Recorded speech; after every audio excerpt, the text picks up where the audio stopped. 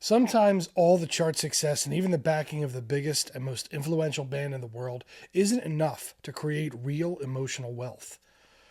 The musicians we're going to look at today were victims. They were victims of greedy, thieving managers, but more importantly, they were victims of their own demons, self-doubt, and misplaced blame. They were a band who'd experienced the highest of highs in the late 60s and early 70s, signed by the Beatles' own label, Apple Records. A string of top 10 hits and a titanic standard ballad that has been covered hundreds of times. Badfinger was on top of the rock world, even being called the new Beatles. But the business side of the music industry would constantly frustrate and then chew the band up and spit them out, ending with one of the saddest endings in rock history. Pete Ham and the Tragedy of Badfinger is subject number 16, next on Forgotten Fretmasters.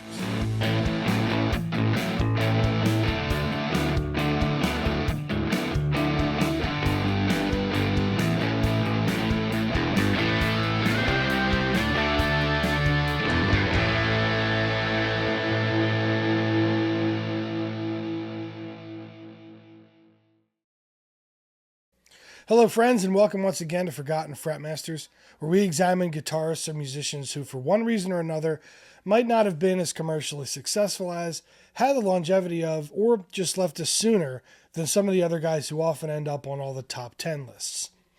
This time we're going to look at the tragic rock and roll story of Pete Ham, Tom Evans, and the rest of Badfinger, one of the bands of the late 60s that had the world before them, the talent to conquer it, and the backing of the most popular musical act of all time.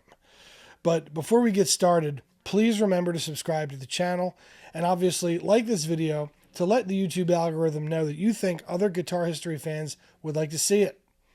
Remember that I can't use copyrighted material in the video, so as usual, I've placed a bunch of links to Badfinger's music below in the description. Check it out when you're done here. Now, on to the video. Peter William Ham was born on 27 April 1947 in Swansea, Wales, and Tom Evans followed a couple months later on 5 June 1947 in Liverpool, England. Not much has been written about the band's early upbringing, but it comes as no surprise that by the time Pete was 14, he was already forming his own groups around town.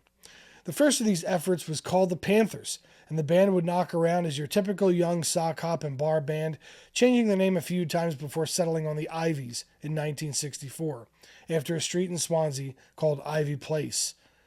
Once they changed drummers, adding Mike Gibbons to the group, they started to become a well-known opening act for bands like Spencer Davis Group, The Who, The Yardbirds, and the Moody Blues. By June of 1966, they would be picked up by manager Bill Collins and moved into his London house, along with another band called the Mojos. The house was perpetually overcrowded, but it was an interesting time for the Ivies. They performed as a cover band on the London circuit, known to play Motown, Beatle hits, blues, soul, top 40, and a mixture of everything in between. They caught the eye of Ray Davies of the Kinks, who was looking for a band to produce. They would record 4 songs as a demo for Davis, but it didn't end up going anywhere. Later that year, they signed a 5-year deal with their manager Collins, who would take 20% of the band's revenue as a, quote, 5th member. Collins promised nothing except blood, sweat, and tears. That sounds promising. Eventually, the Ivies would add Tom Evans on rhythm guitar, and the lineup at that time would be complete. Pete Ham on vocals and lead guitar, Tom Evans on rhythm, Ron Griffiths on bass, and Mike Gibbons on drums. The band's story would start to get really interesting in early 1968. The Beatles had announced the creation of Apple Records, a new label that they would run themselves, and they named Peter Asher of Peter and Gordon, and also the brother of Paul's main squeeze, Jane Asher, as head of A&R. Despite the nepotism, Asher was actually more than a capable talent scout. Going on to sign James Taylor, and the Ivies manager Collins invited him and Beatles roadie Mal Evans to come and see the band at the Marquee Club in London on 25 January 1968. The pair was knocked out by the band, especially Mal, and he took it upon himself to force the Ivies demo onto every member of the Beatles until someone finally did something about it. Finally, after months of wrangling, Mal Evans would officially sign the Ivies to Apple Records on 23 July 1968, making the band the first official act signed to the fledgling record label, after the Beatles, of course. They would quickly enter the studio with now legendary T-Rex and David Bowie producer Tony Visconti to start to work on their new album, to be called Maybe Tomorrow. It is not so much of an album as a collection of the Ivies' first months in the studio as they struggled to produce a hit single. The album suffered from an identity crisis as the band had not yet found its footing as a viable and coherent act, and a lack of direction from the record label didn't help either. As exciting as it was to be the first act signed by the biggest band in the world, Apple Records was, for lack of a better term, a shit show. The Beatles were in free fall in a financial sense, spending millions of pounds on frivolous items and running the business in a way you'd expect a bunch of sheltered musicians with no experience in running a business to run it. Maybe Tomorrow and its title track would become charting hits in Japan, West Germany, and Italy, but the album's release in the UK and US was halted without explanation. One theory was that after the Beatles had hired notorious Rolling Stones manager Alan Klein, he had halted all non-Beatle releases so that he could review the band's and the record label's finances. The album would fade to a 60s footnote, the only album to bear the name of the Ivies. After the debacle, bass player Griffiths complained to Disc and Music Echo magazine about the handling of the Ivies' early releases, saying, quote, "We do feel a bit neglected. We keep writing songs for a new single and submitting them to Apple, but they keep sending them back saying they're not good enough." The article caught the attention of a fledgling singer-songwriter named Paul McCartney. Kidding, of course. Paul was working on the soundtrack of a film called The Magic Christian, a 1969 comedy starring Peter Sellers and Paul's bandmate Ringo. The film would be a flop, but one of the songs that Paul had been working on sounded like it would fit the sound of the band. The song was called Come and Get It, and Paul would record a demo of the song on which he played all the instruments that would later appear on 1996's The Beatles Anthology 3. Although the Ivies were very excited about the opportunity to record the song, being a young band, they wanted to put their own stamp on it. But Paul remembers, quote, "They were a young band. They said, we want to do it a bit different, want to get our own thing in. I said, no, this has got to be exactly like this, because this is the hit."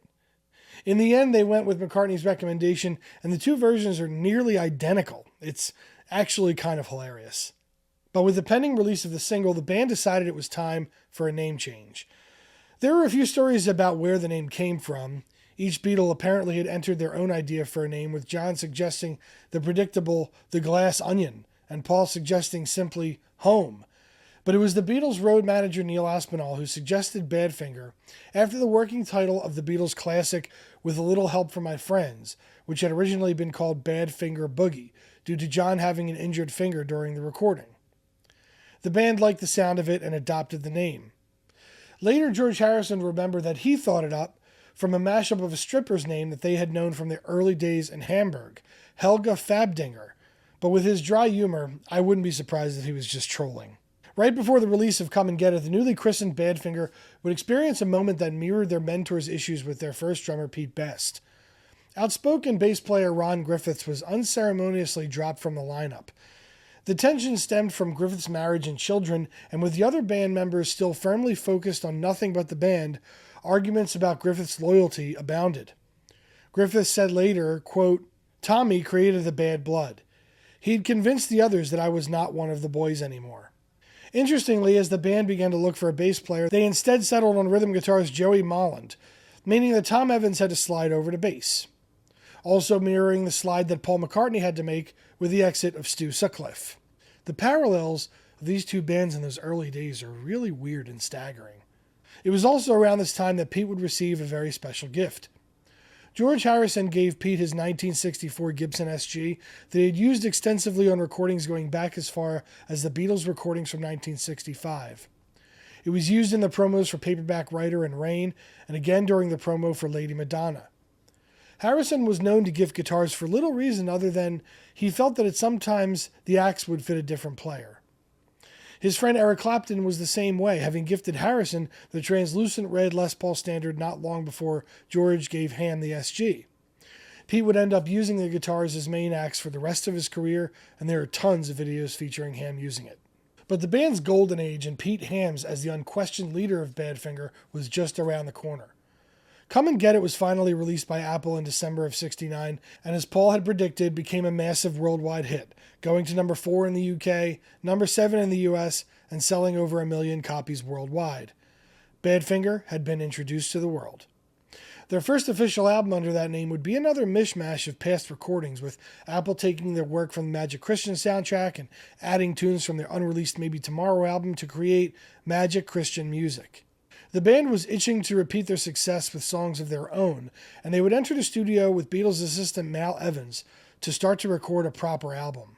Evans' musical chops being a little underwhelming, however, he would be replaced by legendary engineer Geoff Emerick, but not before completing the classic No Matter What, which subsequently would be rejected by Apple as a single.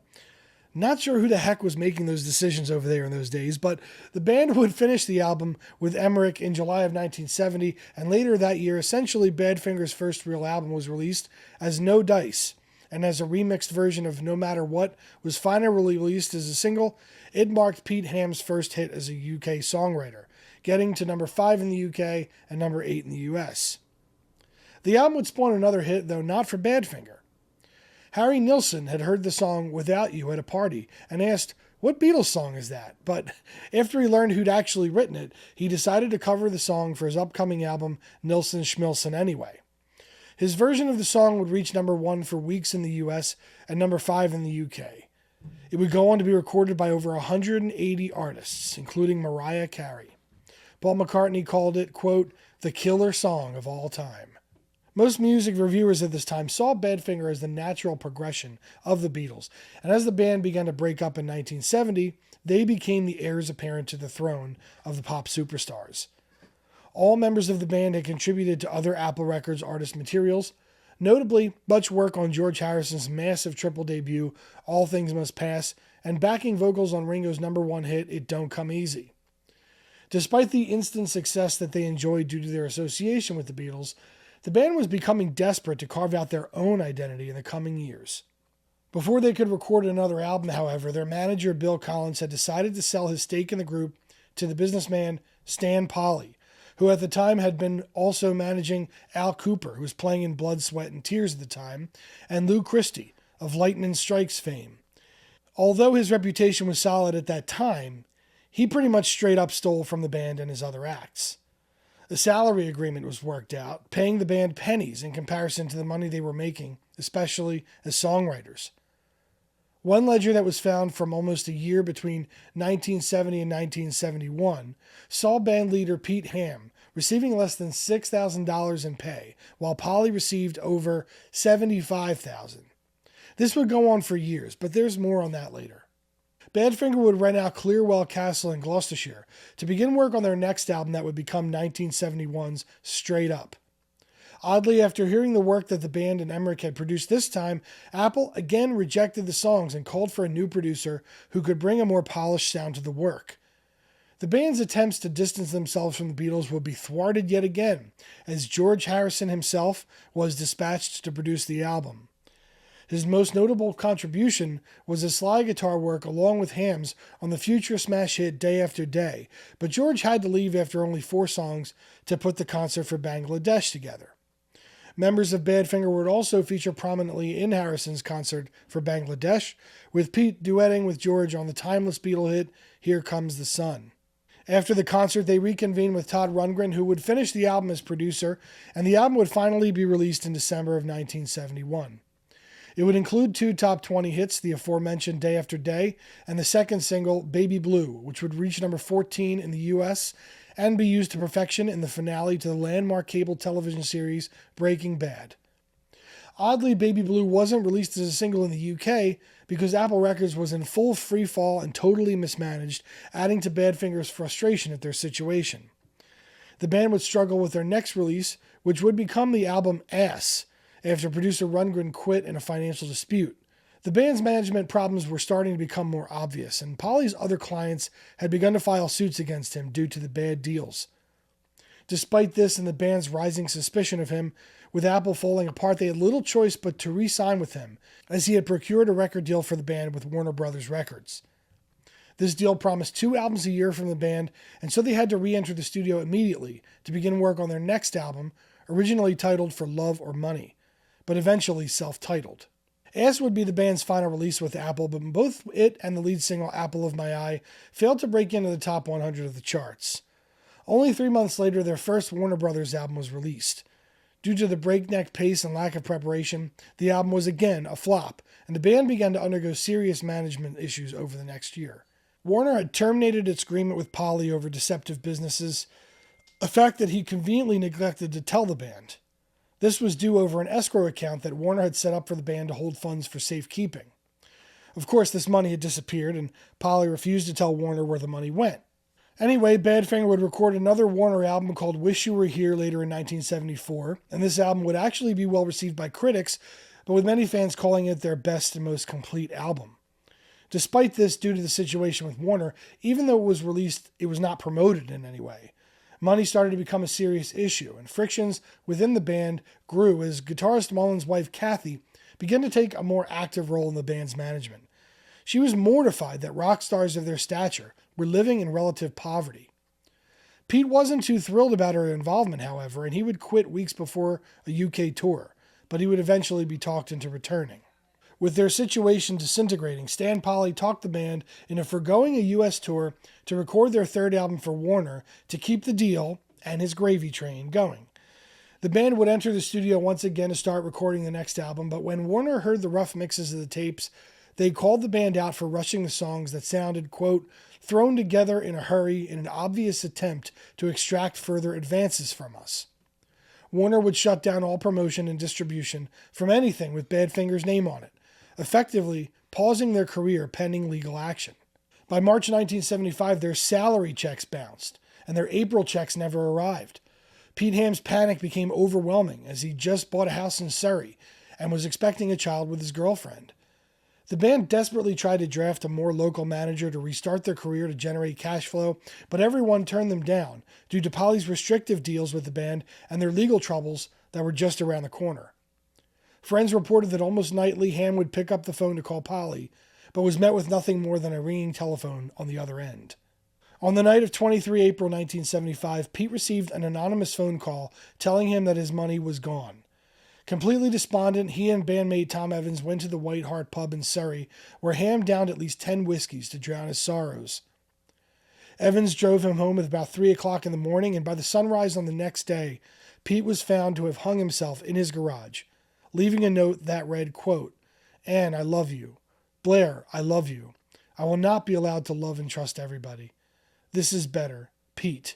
P.S. Stan Polly is a soulless bastard. I will take him with me. Ham died only 3 days before his 28th birthday, making him yet another member of the infamous 27 Club.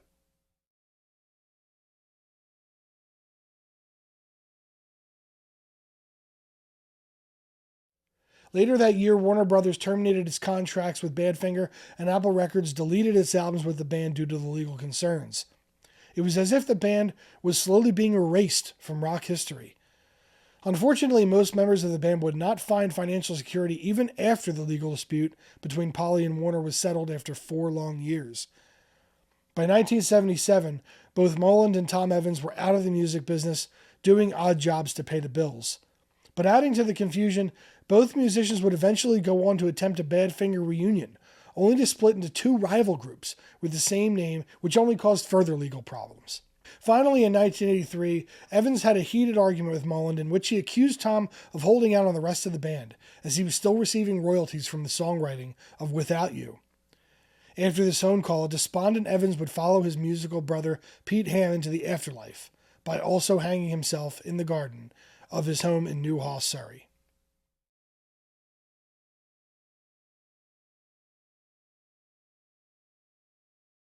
Slowly over the years, Badfinger's legacy in music was rediscovered by those who remembered and by new generations. In the mid-90s, Apple Records went through a resurgence, and along with the landmark Beatles anthology, released many Apple artists from the time and the 1995 Come and Get It, the best of Badfinger, creating a full-blown renaissance of the band's music. It seemed like everything the band tried to do was met with a roadblock of some kind. They were never able to truly get traction or the freedom to produce what they wanted, and could never remove themselves from the ultra-famous patrons. Sometimes people say that success is both a blessing and a curse, but it's kind of hard to see where the blessings were bestowed upon this truly cursed band, who produced some unforgettable songs that have stood the test of time, but ended up penniless, desperate, and eventually driven to suicide. It is truly the saddest story in rock history, and I wish this was an episode that had a happy ending for Ham and Evans, but it just doesn't. The only silver lining is that the story of Badfinger and Stan Polly did stand as a disclaimer for future bands and their signing of contracts. These days, there are many more guardrails in place for artists to retain ownership of their intellectual property. Although the music business is still far from perfect, musicians are much more savvy in the legal jungle of record contracts. Of course, that's a small comfort to those no longer with us. But that'll be another episode of Forgotten Fretmasters. Remember, if you like music history like this, please consider subscribing to the Guitar Historian channel. Also, check below for some videos that feature the amazing Badfinger performing if you've never heard them before. Thanks for watching, and we will see you next time.